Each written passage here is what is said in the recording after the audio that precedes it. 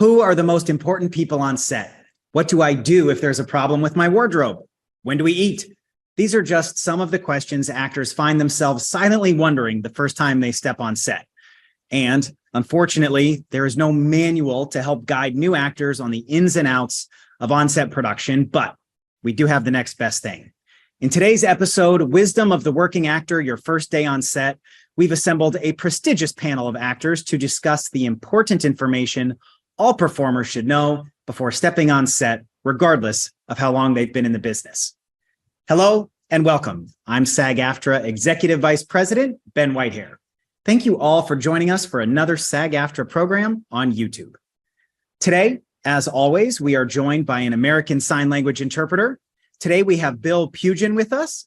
As a reminder, today's program is also being recorded, and you can watch the replay on SAG-AFTRA's YouTube channel, along with all of our other great content. I would now like to introduce my co-host for today's presentation, SAG-AFTRA National Vice President for Actors Performers, William Charlton. Bill has been acting consistently for well over 30 plus years. He has shot over 250 on-camera commercials and appears regularly on TV. Recent TV credits include NCIS, Criminal Minds, Ratched, SWAT, and Get Shorty. Film credits include Flags of Our Fathers, The Rum Diary, Get Smart, and The Changeling. In addition to his board service, he has served on several commercial and TV theatrical negotiating committees and is known for his extensive, in-depth contract knowledge. Bill, welcome. So glad to have you here. Thank you, Ben. I am very excited to be here today and share some of the invaluable experiences I've gained throughout my career as a working actor and hearing from other wonderful actors who've also spent an extraordinary amount of time in front of the camera, behind the camera, etc. Stepping on set for the first time is an amazing experience that can be both exhilarating and sometimes terrifying. A lot is going on, and this flutter of activity can be overwhelming. There's simple things such as bathroom breaks, interacting with fellow talent, communicating with the director about your part, and that can become nerve-wracking. But we're here to help answer some questions to make your on-set experience go as smoothly as possible so you can focus all your own energy on killing it when it's your time in the spotlight. So without further delay, let me introduce our all-star panel for Wisdom of the Working Actor, Your First Day on Set. Asaf Cohen has been acting professionally since the mid-90s. He's performed on numerous TV shows, films, stage productions, and has lent his voice for audiobooks, video games, live-action dubbing, scripted podcasts, and more. On camera, you may have seen him on TV shows and films such as Entourage, 911, Weeds, This Is Us, American Sniper, Grey's Anatomy, Fast and Furious, and more. Dubbing credits include leading roles on such films as Netflix's Fauda and Money Heist. He has appeared at regional theaters such as South Coast Rep, San Francisco Shakespeare Festival, PCPA Theater Fest, and more. He's also narrated dozens of audiobooks and can be heard on video games such as Call of Duty, Black Ops 4, and several more coming out in the near future. Asaf holds an MFA in acting from Rutgers University and has previously served on the SAG and SAG-AFTRA Board of Directors. Asaf, welcome. Thank you. Shari Belafonte has spent most of her adult life in front of the camera, appearing in some of the most influential films and television shows of the last 40 years. Shari's career has flourished well into the age of streaming with roles in Apple's TV hit series, The Morning Show, Tyler Perry's Sistas for BET, 911, and Station 19. In addition to her numerous on-screen appearances, Shari's extended her career into the dubbing industry, supplying the voice for countless animated series and commercials. But lately, her most important roles have been serving SAG-AFTRA constituents as a member of the National Board, local LA Board, as co-chair of the National Women's Committee, vice chair of the LA EEOC, a member of the Native American Committee, and a voting delegate. In her spare time, she's a chef. Armand Vasquez is a talented actor and voiceover artist who has spent the last two decades appearing in some of the biggest streaming and network TV series like Netflix's Gilmore Girls reboot, Modern Family, and Brooklyn Nine-Nine. In addition to his TV roles, Armand has appeared in numerous commercials, expanded his career into podcasting, where you can hear him voicing several characters in popular scripted podcasts like Killing Hollywood, The Cotton Club Murder, and Fish Priest, both available on Audible. Armand is also active in the entertainment and Latino community, sitting on several communities within SAG-AFTRA, and is the chair of the National Latino Committee. Welcome, Armand. Welcome, Sherry. Welcome, Asaf. Let's dive in.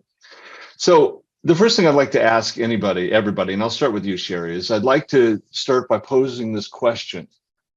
How do you approach your first day on set? Usually in fear. I think, even though I've been in this business literally all my life, I've said this so many times, people are probably bored of hearing it, but I was born into the business. So I've been on sets even as just, Harry's kid. And then when I started working about 30, 40 years ago, I remember the very first time working on a commercial, that I was wondering how I got the part in the first place, because it called for a stunt roller skater and I didn't know how to skate.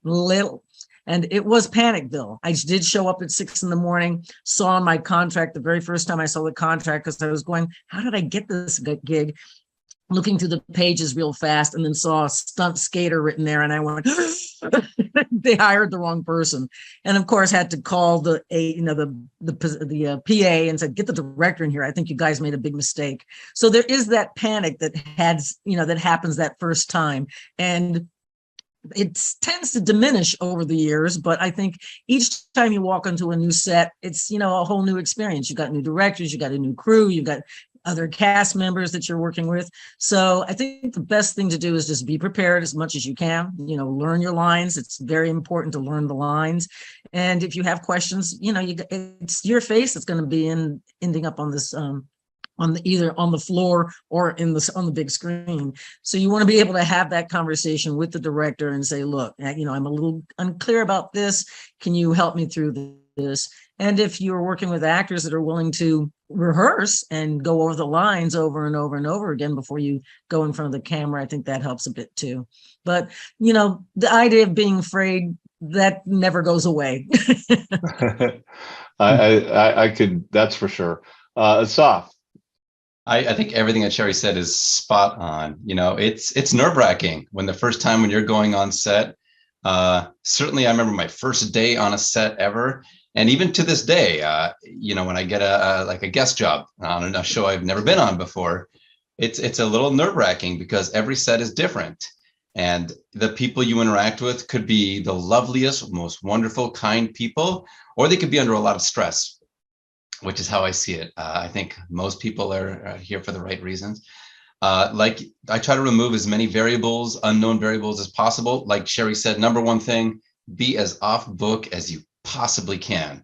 Absolutely. Drill it so you could just do it without even thinking, because they're going to add variables. They could change a stationary scene into a walk and talk. Now you got to hit this mark at this point in this line. And if you're not, I still struggle with that, to get the timing right. It's a skill of what you do with practice. And so if you have to focus on that and try to remember your lines, you're doing yourself a big disservice. And the last thing you want to do when you're a guest, and whether you're a co-star or a guest star, or you're a guest on the set, unless you're one of the stars of the show.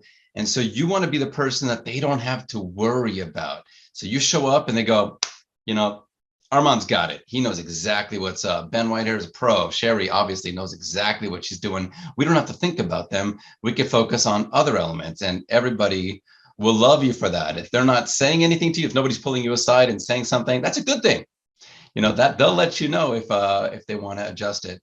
But I try to pack some snacks. I'll put a couple protein bars in my backpack that I bring each time. I try to show up as early as possible, because you never know what the parking situation is going to be like. You might have to walk. You might get lost. That's happened to me trying to find the right stage. I'll think, oh yeah, they moved it. Or you never know. Security might say your name isn't showing up on the list to people admitted. If you have an unusual name, such as I do, I've been told when I show up on at a studio, no, your name's not on the list. I'm like, I'm working today. Really, I am. Well, your name's not on the list. So then they got to do the phone calls and all that silliness. But so be as prepared as you can you don't want to be hungry. So bring food early, and remember, be on your best behavior, really, really, because someone who you don't know who is could be one of the executive producers You know, they may be the boyfriend or the girlfriend of one of the showrunner. You don't know. So be nice to everyone. That is the starting point. Be prepared, be polite, get there early, honestly. That's well said. And be kind. I can't emphasize enough the be off book part. I mean, I think it's easy to get wrapped into. You show up for rehearsal and the series regulars half the times have barely even looked at their lines and they're scribbling through this through their pages, and you think, oh cool, I can. No, you can't. They're doing this every day. You're there to not to really flow into and learn the timing and everything. So toss that same question to you, Armand. Yeah, no, I completely agree with what everything everybody said so far. And I think for myself, what Asaf said about being on time is so crucially important. What you want to do as an actor is you want to make yourself as comfortable on set as you possibly can. And being late is an easy way to really throw yourself off your game. So, whatever my call time is, I try to aim for 30 minutes before, because like also Asaf was talking about, was you don't know where the set is necessarily. You don't know where parking is in relation to where you're shooting. And also living in Los Angeles, traffic, as we all know, is a nightmare. So you have to give yourself time to really settle in, because the last thing that you want to do is you don't want to look scared or unprepared. And speaking to preparation, I was thinking a story about when I did Gilmore Girls. Being memorized is crucial when you work with Amy Sherman Palladino or Daniel Palladino. As you know, they're very text heavy in everything that they do. And there's also a very particular style in their writing, and you have to be word perfect. Not only do you have to be word perfect, but you have to be able to deliver your lines quickly. In fact, after several, and what's also great about them is that they gave us time to rehearse. Like we rehearsed a couple of takes, which was rare in my experience. And after doing a couple of takes, Scott Patterson, who plays Luke, came over to me afterwards. He's like, "Look, man, you're great. You're killing it. But this is Gilmore Girls. There's no time for acting." So like you have to be ready and like memorized. But one thing that I'm curious about though is the difference in preparation. If you are like a series regular, or you are a guest star, or you are a co-star, I think oftentimes when you are a co-star on set, things are happening all around you, and a lot of people aren't perhaps giving you the weight that you think you may deserve, which I think also speaks to the necessity to be prepared. Because I think like what somebody had said, like you don't want to be the person that screws up a take, and you only have like a few lines to deliver. Like a buddy of mine used to always say, "Look, if your job is to deliver the pizza, just deliver the pizza." So I don't know if that's good advice or not, but that's something that I always take with me that helps keep me grounded in every opportunity that I get. That's I love that. I love that example. That's great. Ben, you had a couple thoughts? Yeah, the thing that surprised me when I remember at my first few TV gigs was how little feedback I was getting from the directors, because I was used to acting class and performing with friends and everybody's giving feedback and breaking down the scene and this is what worked and didn't work. And on set, they were like, yeah, if they need to adjust your performance, they will say something, but no news is good news. And I know a lot of actors that have gotten really in their head about like the director didn't say anything, they must have hated it. And it's generally like, no, it's good. That's why I moved on. And to me, that's the reason why I love what you all just said about being prepared, because you may not get direction. This is not acting class. This is the job. They're not, especially depending on the size of the role, how the day is going, how late they're running, the budget, the camera setups, like things that have nothing to do with you. They may have very little time. So your job is to go in there, make choices, do the best performance, and then they may just be moving on and you're done and good to go. And that's part of the professionalism. But that really surprised me the first couple of times. I was like, so are we going to like talk about the scene, or do I get the feedback? Mm-hmm. And I was like, no, we're done. Like you're wrapped. We're good. And I was like, oh, okay. And then one other thing that I've started doing as I've gone on in my career is I always keep thank you cards in my bag with me when I go to set. And I've had some really wonderful times on set where I got to then connect with the writer or the director or the casting director if they happen to be on set, and having those thank you cards that I can write maybe a little note in my trailer and give to the first AD to hand off before I leave set has been something that's just helped me stay in a positive mindset when I'm on set. I've never thought of that one. I usually send them afterwards, but not during. I think that's great. And actually, I want to segue from something you just said, because I'd like to give everybody's response to this, is especially in TV, where, you know, directors are cycling in and cycling out, and some directors give you no direction whatsoever. You have no idea whether you've done a good job, a bad job. You just, you know, you're panicked. You think, God, was that good? And other directors who will come over and give you direction. And how, as a guest cast, especially, you can, you know, ask a question or develop a brief relationship with the director where those openings are. Sherry, I see you're dying to jump in on that one, so I'm gonna throw it to you. I was going to say it's funny because we think there's a certain pattern that all directors have. I don't know if anybody here has ever worked with Tyler Perry, but Tyler Perry shoots 110 pages a day. He doesn't do any rehearsal. He does light blocking. You get one take and one take only.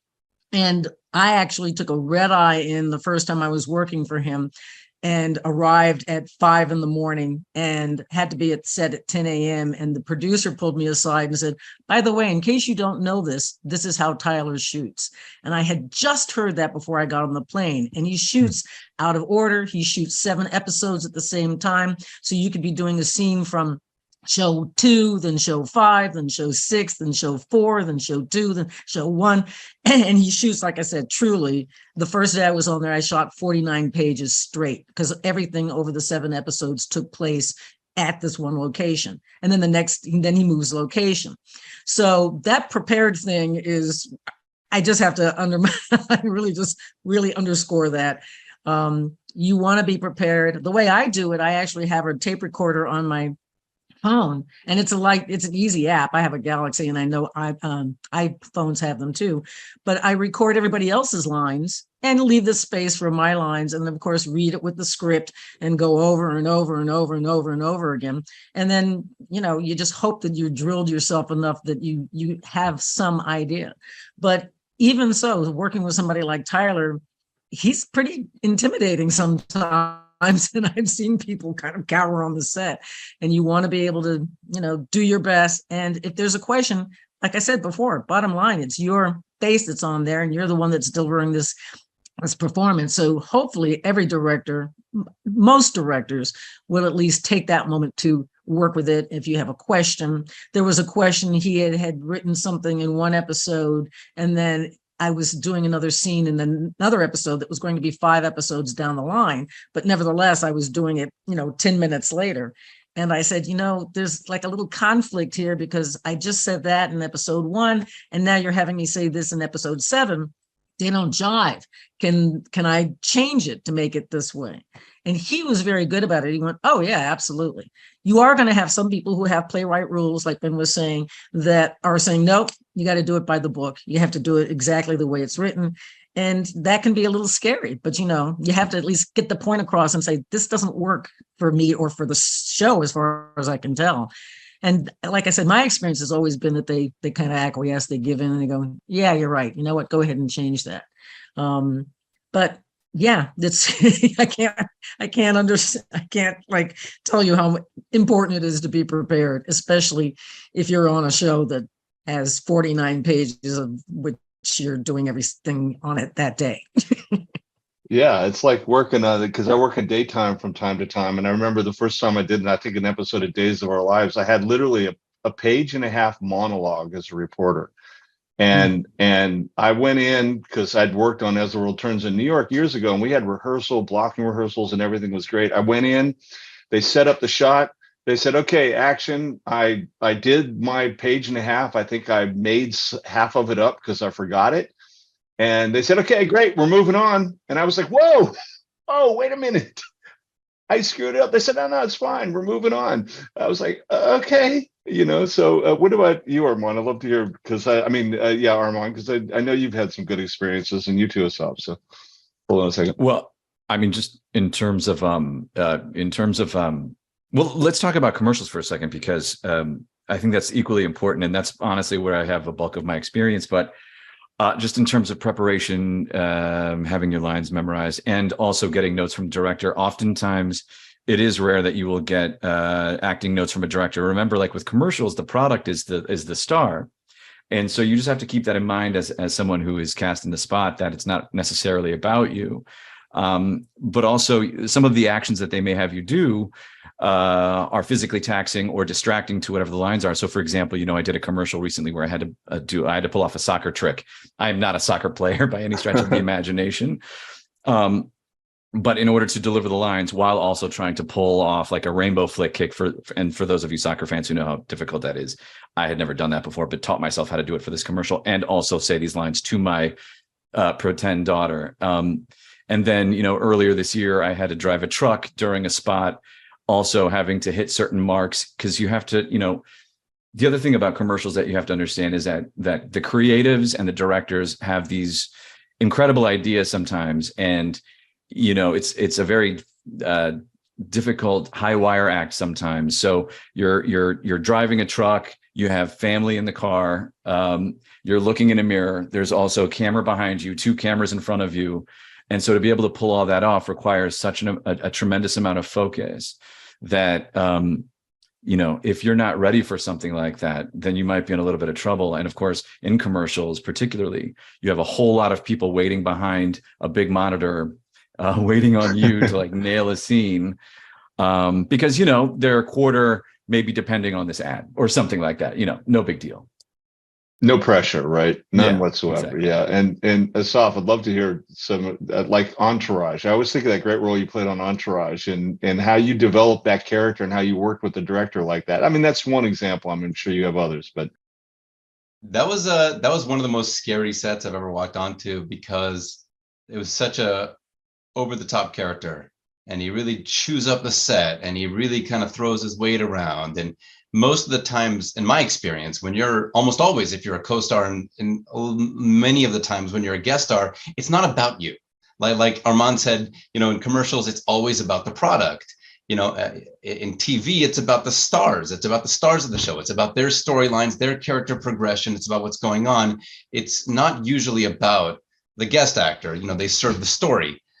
And that one, he really chewed up the set. And I kind of decided to swing for the fences to go big or go home because I was a fan of the show also. So it's kind of like being on that. The show was really hot at the time. And so coming on and just doing some crazy misogynist, over the top, insulting things. And, that's what I did in the audition. And that seemed to work out. And I said, I'm just going to go for it.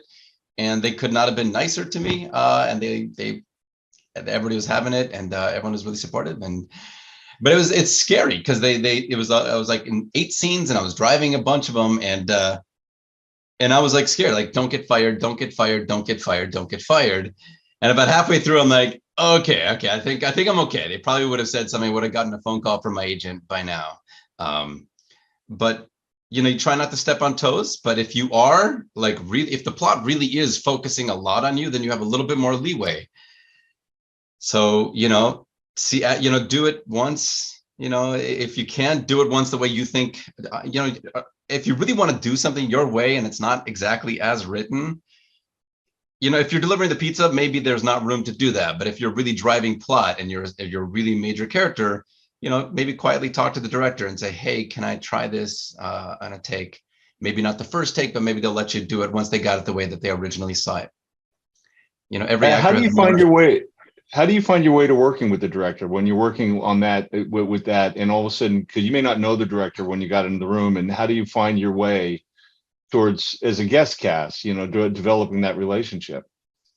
I quietly try to make allies with, if there's an AD who's showing you to your trailer or a PA or maybe the hair and makeup people, they tend to be really friendly. They're used to interacting with the actors on a constant basis, and they're not so high up the chain that they're going to fire you. You should treat them with respect, like you should treat every single person on set with respect.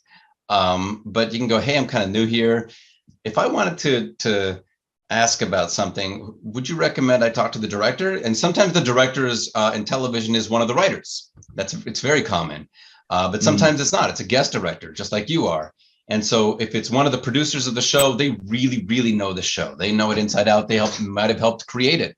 If it's a guest director, maybe it's their first time directing on this show. So they can sometimes say, you know what? This person's under a lot of stress right now. If it was me, you may want to talk to so-and-so. Or just steer clear. Just honestly, they're way behind schedule. They're, somebody's out sick or whatnot. Just, I wouldn't push it. There's some sets I feel like there's room to wiggle, and some rooms I'm like, you know what? I'm here to do a job. I'm going to do the job, do the best I can, and leave as a professional. But I like Armand's ideas of leaving thank you notes. That's really smart. Or is that Ben? I don't know. That was wasn't Ben. me. I don't believe That's don't right, believe in Ben. thank you. Smart notes, idea. honestly. Give You know, Ben when I where worked on, credit- I think when I worked on Entourage, I think Carla Gugino had left. I was sitting in the makeup chair, and there was a note. There was a thank you note from Carla Gugino to the hair and makeup. Thanking them for, for treating her so well, and and I was like, wow, that's really classy, really classy. So thanks for the reminder, Ben. I'm gonna start doing that. Yeah, I'm gonna actually incorporate that. So that brings me to another question, which I'd love to hear. So you show up for a set the first time. Who's the person you look for? Who's the first person when you drive up any set? I mean, I know we all know that's an obvious question, right? But I'm sure some people, if they're showing up the set for the first time, may not know. So Ben? I mean, besides wherever the coffee is, I think there's actually two. Sometimes if you're on a location, the first place I'm looking for is where the talent parking is. And so just getting to like, where am I supposed to park? And it can be kind of complicated, right? There may be vans, you're parking in a lot far away. So just oftentimes the first person is actually the security guard. And their job is to keep people away from the set. So there's sometimes a little pushback. Asaf kind of alluded to the challenge if your name isn't there. But so just saying like, hey, I'm so-and-so, here's my ID, I'm talent, so that they know to direct you to where the talent is. Because otherwise, I mean, I've had that happen where I was like, oh yeah, okay. And then I ended up in the wrong parking lot for the crew or whatever. So that's the first one. And then from there, generally asking for the first AD, who's going to generally take you to your trailer or holding area, wherever else, where your contract is generally waiting. And I'm sure we can talk a little bit about that and making sure that all your contracts are in order before you sign them. That's a second AD, by the way, but yes. Second AD, First yes. AD is That running the depends on the set. size of the set. Actually, in my opinion, the first AD is probably the most important person on set after the director, because they run the set, and I sometimes will get to know them pretty well because I admire the way they often run sets.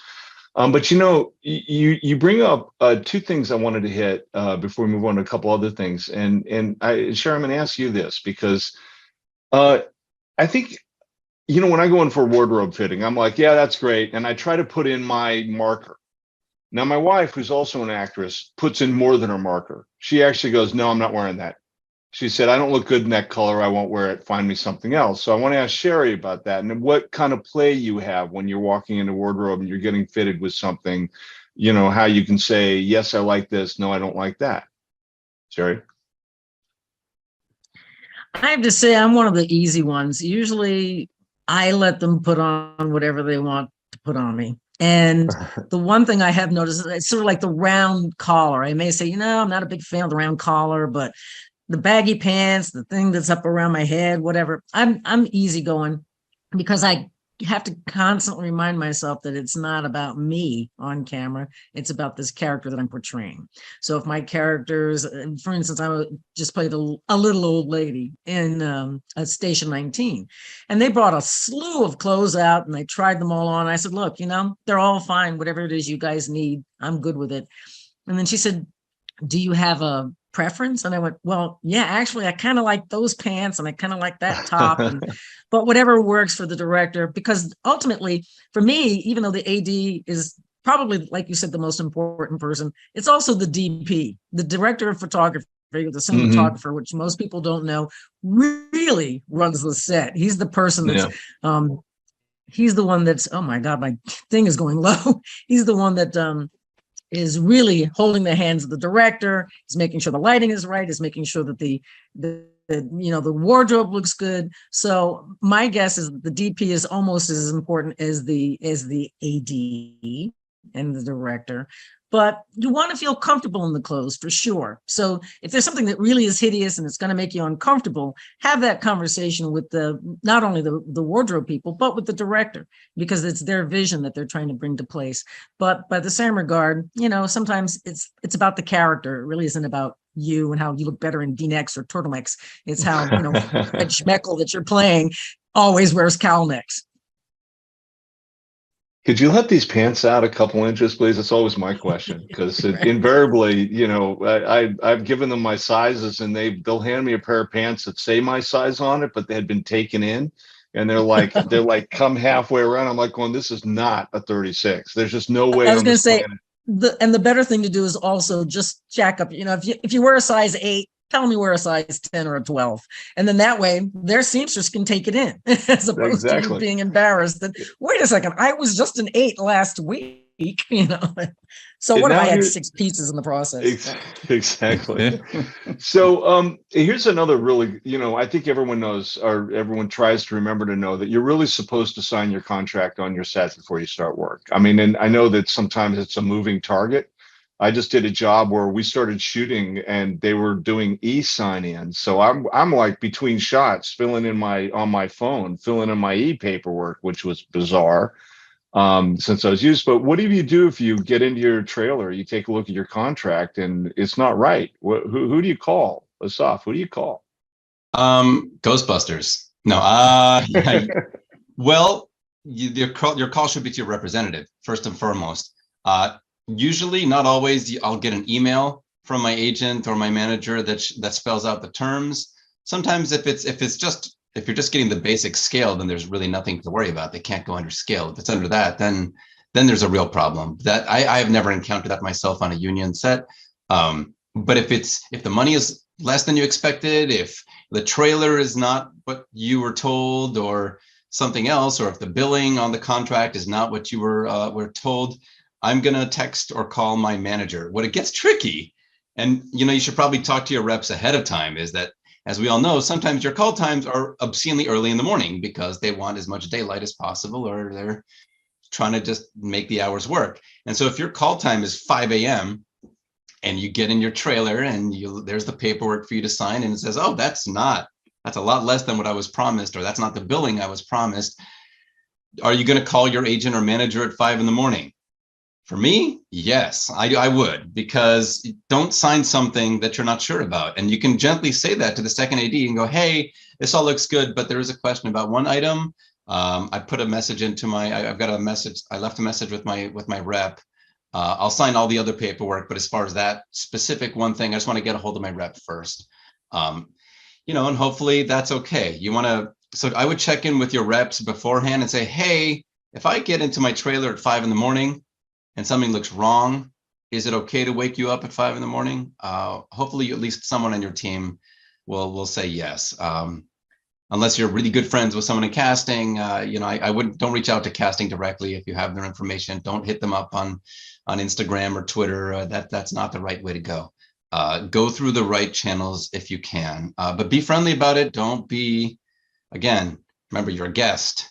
Don't get angry. Don't do attitude. That will not serve you in any way whatsoever. Ever. Just be really polite and go, hey, everything looks great. I'll do the W-4, the I-9, all the paperwork. It's great. I do have a question about this. I was told something different.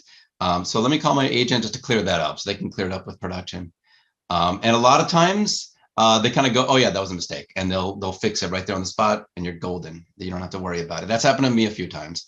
But nobody's trying, for the most part, studio networks, for the most part, once you were offered something, your agent worked out with casting, they're not trying to screw you on set and go, haha, let's kind of do a little bait and switch action. I haven't seen that happen. I'm sure it probably does happen, but I think that's more the anomaly than the standard situation. But call your reps, and if it's going to be early morning, check in beforehand to say, hey, can I call or text you 5 a.m?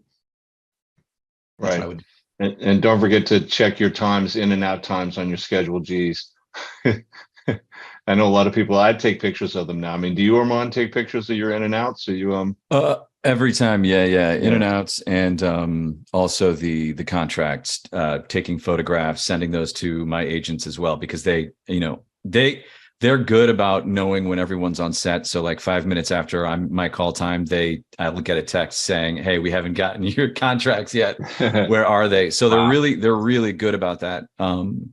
But yeah, I photograph everything and I keep them in a separate folder on my phone just so I have everything just to clear up any discrepancies that may show up later. But like Asaf said, the important thing to remember is have that conversation with your representatives before you show up to set. Make sure everybody's on the same page so that if something comes up, everyone understands what the proper protocol is. So that way no one's getting upset. And grace is always the best way to go. Hands down, grace and kindness, I always think of. So moving on, a couple more things, because I don't know how much more time we have. Armand, because I wanted to ask you, I think this is something that you wanted to discuss, was what should I do or you do if someone asks you something, if someone asks you or a director asks you to do something you're uncomfortable with? Yeah, that's a very good question, especially now when I feel like a lot of actors are finally stepping into their power in terms of sort of setting boundaries for things that they may or may not be comfortable with. Fortunately, I haven't been asked to do anything specifically that has made me really uncomfortable, but I certainly know people who have. And I think the first thing to do, if it were me, is I would probably want to speak to, well, in that circumstance, I mean, it just sort of depends on where in the process a request would come in. So like, let's say you're actually on set and you're in the middle of a shot and they ask you to do something. I would probably try to pull the first AD aside and have a conversation and let them know that, you know, something in particular is making me feel uncomfortable. And then hopefully that person would help me get my point across to either the director, the producers, or whomever. Perhaps a call again into your representatives if you have the opportunity to sort of discuss with them something that makes you uncomfortable. And I would also say that the union is also a great resource to engage in if something were to come up that you need help in. There are hotlines set up. So for example, you know, in a lot of our latest agreements, whether it's commercial, TV, theatrical, there are protections put in place for actors who are put in vulnerable positions, such as a hotline number that you can call to report something. But like I said, I haven't had much experience with this particular issue. But I was, you know, maybe someone might be able to help me out with other options that they may have or other ideas as well. That's great. I mean, because that leads to the next. Sure, I'm glad you came back. Yeah, sorry I had a about question that. for you. I mean, I guess so. That leads me to what do you do? You know, building off of what, and you missed some of Asaf's answer. I mean, sorry, my apologies. Armand's answer about, you know, dealing with someone asking you to do something that you're uncomfortable with, but also leading to how do you deal with a cast member or member of production who's being difficult with you? You know, I mean, what do you do? Yeah, you know, it's interesting. A long time ago, I was guest starring on a show, and there was a wonderful actor that was playing my boyfriend, but he ended up getting very nervous and got a herpes sore, and I was supposed to kiss him.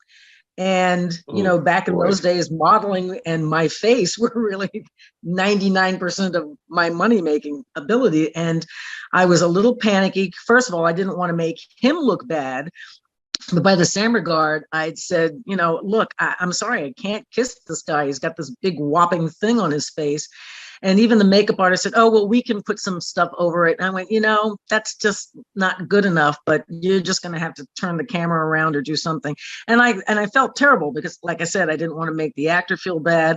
I certainly didn't want to seem like I was a diva. But, you know, again, bottom line, it's your face. It's your job to be in a comfortable situation. But, you know, you do need to be able to call your representative, call your agent, call whoever you need to, your manager. And then ultimately, if you're feeling like you're getting a little harassment, you know, you can call SAG, the Safer Set, our 844 number, because on our site, on the SAG-AFTRA website, you'll be able to find phone number at Safer Set. It's also on the back of our cards. I think you guys were telling me earlier today that on the back of your SAG-AFTRA card, your membership card, you know, there are people out there that will hear your voice and will appease you and help you through this. And, you know, bottom line, you need to feel comfortable all the time. Even in situations where your character is not supposed to feel comfortable and you want to go to those extremes, you have a safe point, whatever that safe point is. You're going, you know what, I got to draw the line here, and ultimately, you won't be a diva at the end of the day, but you'll at least establish that you're somebody to reckon with, that there are certain things that, that you draw the line on. And between your manager and your agent and our safer set, our 844 safer set number, hopefully you'll find some answer to help you through that moment. Beautiful answer. It helps me. Thanks. So lastly, I think before we wrap up here, I just wanted to throw, I think something that is, especially in this age and date, and I'd like to hear from all of you about this, in this age of social media, is cell phones and taking pictures. I'd love to hear what people have that comment. Let's start with Ben. You haven't talked in a while, so let's let you talk, and then. Well, and I am a social media nerd. I help run a social media company. I would say my goal is always to get pictures on set, even though I may not be able to post them until after the project has come out. In the same way that we've been talking about speaking up for yourself, I think being graceful and thoughtful and like checking in with, hey, asking the second AD who maybe you met when you first got to set, like, hey, what are the social media protocols for this show? Sometimes, because there's like a really strict, I did an episode of Better Call Saul and they were like, do not post a single thing about this until 7 days after it's released. I was like, okay, got it.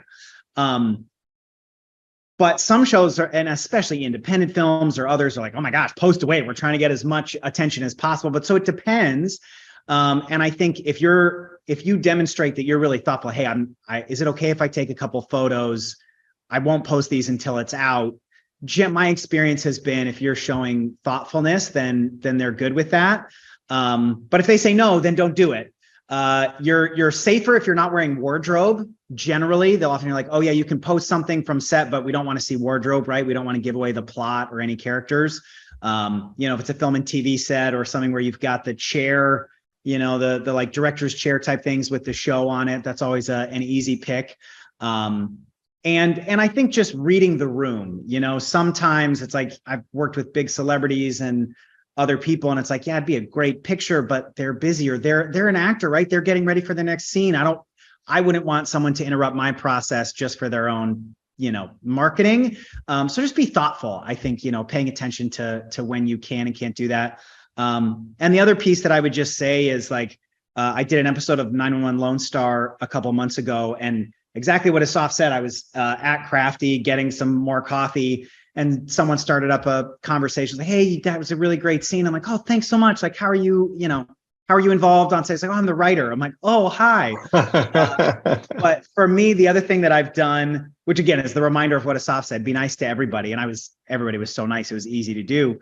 But, I've definitely stayed in touch with people I've worked with on set, whether it's my fellow performers, whether it's a director, other people who might be on social media. I might follow them on Instagram, for example. And, I've been able to continue a friendly professional relationship and communication from there. So that's my 3 cents adjusted for inflation. I appreciate that. I feel the same way, and and that leads me to the other thing. As I think that, and I'd love to hear from Armand and Asaf and Sherry about this as well. Is chatting with the other talent. It's like Sherry on the morning show. You're working with some very well-known people in addition to yourself. I mean, and if you're just there as a guest, what's that?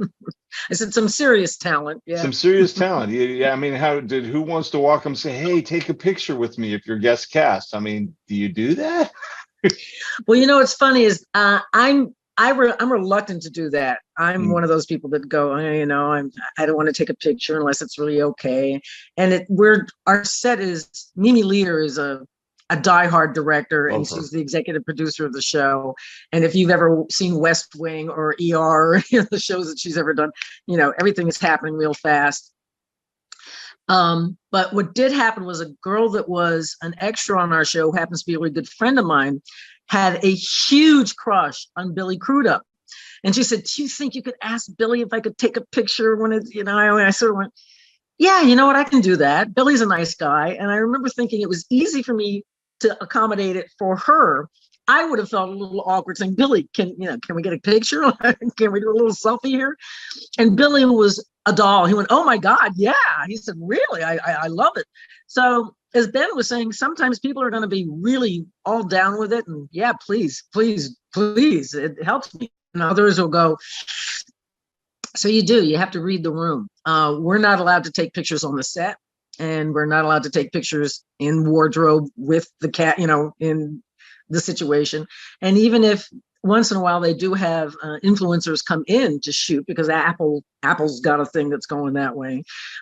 They'll take pictures, but again, they won't post them till I think it's a couple of months after, because when you're on a show like Apple, when it's an internet show, people sometimes don't watch it, and they're going to wait until the summer, and then they'll just watch all 10 episodes. So they don't want a lot of information, a lot of stuff to be let out before, till well after the audience has seen it. But you got to read the room. You got to feel how it is. And, and the other thing is I have a Galaxy Samsung phone, so I'm not whipping that out on an Apple show. That's funny. Yeah, it's off. You probably, it looks like you feel pretty much the same, right? A strong agreement with what was just said. You got to really, like Ben said, find out ahead of time, or that what is the policy on that set regarding cell phones, regarding sides. I've worked on shows where the rule is nobody can have sides on set, but we were told that before you show up, hey, our series regulars are going to be completely off book by the time they hit set. There's no reason why you as a guest can't be as well. No sides allowed on set, except for, the director, the writers, the camera ops, because they need it, but none of the actors are allowed to have sides. You should know that ahead of time. Yet another reason to be beyond off book, because they'll give you changes also, expect script changes. It happens for all kinds of reasons. But as far as cell phones, there are sets where nobody's allowed to have a phone. Nobody's allowed to whip out a phone, and there are sets where it's totally chill. Everybody's fine. Never start from that assumption that it's totally fine. Look around, because sometimes the policy is that nobody can have cell phones, but the series regulars do, but nobody else. Feel it out. Err on the side of being more careful, I would say, because you don't want people thinking that you're gonna give away plot points, or if the star is really high profile, they don't want a shot that might, like a paparazzi type thing that they feel is kind of like exploiting your position on the show, where you're just gonna take advantage of your situation to get a picture of them. Most people understand that you want to have like memorabilia pictures. Feel it out, like Ben said, feel it out. But I've been on sets working with some really high profile people where I never asked, because I didn't feel like there was an opening. Like sometimes I felt like there is an opening, and I've done kind of what Sherry said, the kind of using a wingman. Said, hey, do you mind asking if it's cool? If not, I totally understand. If they're stressed out, if they're just whatever, I totally get it. But if they are open to it, I would really appreciate it. I did that on Entourage, actually. Like I wanted to get a picture with everyone. But I also didn't want to be that guy, because I didn't want to be that guy to do that. So I recruited someone to ask on my behalf, and it's a cop out, but it worked. And they have a much stronger relationship asking that question than I do as somebody they just met that day. But if you feel the opening, if you feel comfortable, if you've been chatting, if one of the stars has been really connected with you, and you feel that opening, then that's fine. As long as you're respectful. But find out the rules ahead of time. I can't emphasize that. And start with the assumption that you're not allowed to do stuff until you see proof otherwise. And I love what you said. I think everyone said it. It's read the room. Really learn how to read the room, read the set that you're on, read the people around you, and listen. So wrapping up, Armand, any final thoughts? I'm going to throw in a couple things you want to share, and we'll wrap up.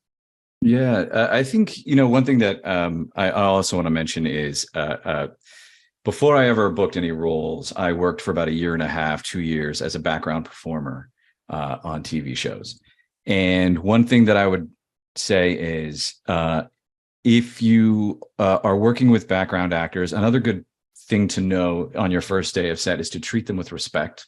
Mhm. treat them with kindness. Absolutely. I think respect and kindness is a common thing that we've been talking about here today. But I can't tell you, as someone who has done background before and has spent hours and hours and hours a day on set and treated all sorts of different ways by all sorts of different people, that I knew that the first time I ever booked a job that had background on it, I made it a point to say hi, good morning, whatever to them, make them feel welcome. And, more often than not, they've probably been on that set more than you have as that guest actor.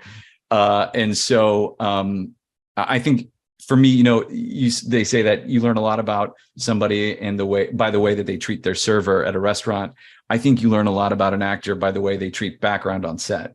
So something to keep in mind as a first-time performer on a set is to treat the background with respect. I think that goes for everybody, but especially it just spreads to everybody, right? Go ahead, everybody. Ben.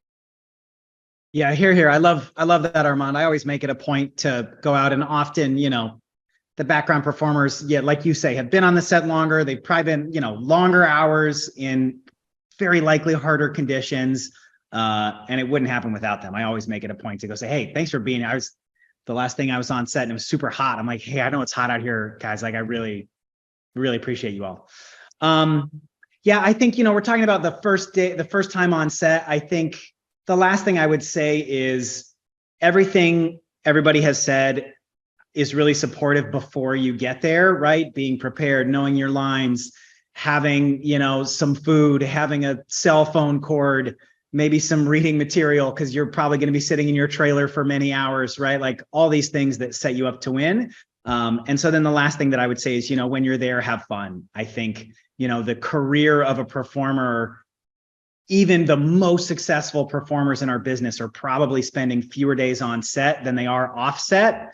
So just practicing for me, that gratitude, that reminder of like, man, like this is so cool. Like I love doing this and telling stories and getting to work with such extraordinary, diverse talents and diverse people. And like, it's really such a gift to be able to get paid to do that. So doing everything you can ahead of time so you're set up to win, so you can like enjoy and have fun and give a good performance and like actually connect with people on set. Because to me, that's why we do all of this hard work, is for those moments that can sometimes be few and far between.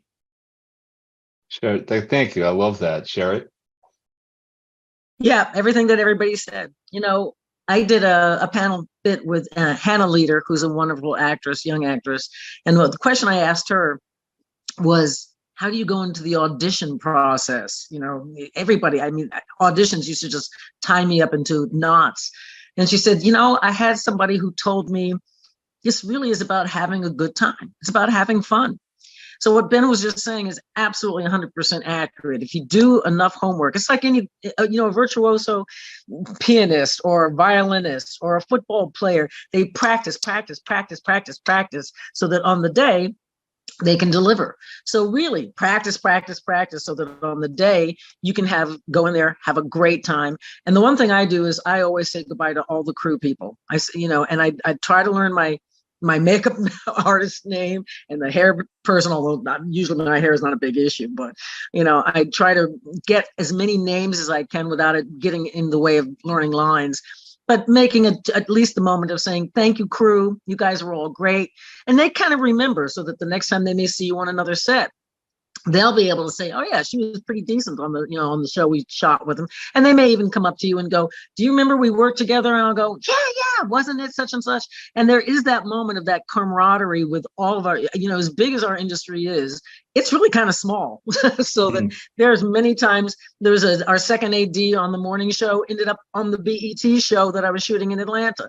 So I'm going, Nick, what the hell are you doing here? But the idea that Nick was there and it was somebody that I was friendly with, that I could sort of pal with, and he could kind of point out, yeah, this is a good person, this is a person, stay the hell away from that person. The more fun you have, the more engrossing and the more open you are, I think the better time you'll have. But practice. That's all I have to say. Yeah, it's within that. It feels like a limitation, but it's a freedom when you show up prepared. Asaf, final thoughts? I strongly agree with everything that was said before me. Things to bring with you. In addition, I think I mentioned, I heard cell phone charger. That's a great idea. A granola bar or something. Bring a toothbrush, bring some floss, because I guarantee you, your close-up is going to be right after lunch, and you're going to have like a little piece of parsley stuck in there. And no one's going to say anything. So check the mirror beforehand. Take a selfie with your phone and look, just kind of like, sorry, I know that's a pretty shallow thing, but that happens.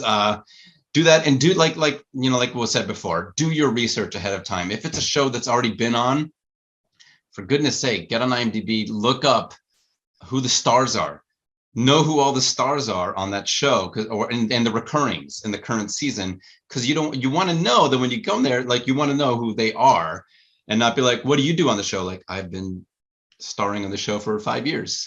Like, oops, oh, awkward. Don't have that happen. I've seen that happen. Look up, the writers and the writers, the director, the producers. Have you worked with them before? Because you don't want to show up like, hey, it's so good to meet you. And they're like, I actually hired you on Bones. You're like, oh, goodness gracious, I should have. The more you can sidestep those kinds of scenarios, the better. But do the research also, so you know the tone. Like was mentioned, like Armand said about Gilmore Girls, know the tone. If you're doing like an Aaron Sorkin show, it's going to be different than like a daytime soap, or if it's going to be different than like a Nickelodeon show. They're all different. Even 1 hour dramas are going to be different, nuance. Watch an episode so you know about pacing, about how they do things. Get there early. Yeah, and I would just want to say I agree with everyone as well. I mean, I love showing up on set, and I think we all probably share that same passion, the same desire. It's so much fun. You're working with creative, wonderful people. And a set's a family. I was viewed as a family, so I spend a lot of time listening to people. I don't tend to hide out in my trailer, unless I need to prepare, and I'm not, behind on my preparation. I like to listen to people and see what people have to say, and learn what's going on set. And I always say thank you when I leave. I seek out people, the sound people, especially, for me. And I think it's a wonderful profession. It's good to know. And lastly, just because I'm a contract nut, I think it's important for everyone to go on the website, the SAG-AFTRA website, go into the contracts tab and pull down your contracts. They are massive, and there's a lot of intricate language. But if you look at the schedules, you'll start to figure out what the parameters are, so that you know what you're dealing with and how you're working, and what the terms are for you. And when you get overtime, if you're working on a theatrical, you're working schedule A, or if you're working schedule F, do you get overtime? When do you get overtime? And things like that. It's good questions to have. So I'm going to throw it to you, Ben, to wrap up. And this has been great. I think we could, being actors and chatty, we could probably carry this conversation on for another 2 or 3 hours. But we also all have things to do, and maybe a self-tape to do. Oh no, Ben. Well, Bill, Asaf, Sherry, Armand, thank you so much for being here today, for sharing your experience, your knowledge on the ins and outs of working on set, film, television, commercials, all the rest, and the mindset that has supported all of you in having successful careers. I think actors that are about to step on set for the first time, and veterans that have been performing for years, can all benefit from this information, and we so appreciate you all volunteering your time to be here today. As a reminder to everyone watching, this presentation is available as a replay on our YouTube channel, and you can watch it anytime, or go ahead and share it with some friends who might find it valuable. On behalf of the whole team here at SAG-AFTRA, thank you so much for watching, and a special thanks to our regular viewers who've been tuning in each week for our educational live streams. If you have ideas for topics you'd like to see us cover, please email us, pteoe@sagaftra.org. And before we go, if you haven't already, please go ahead and subscribe to SAG-AFTRA's YouTube channel right now to get updates on all of the great content we are posting. Thank you, everybody, so much, and have a great day.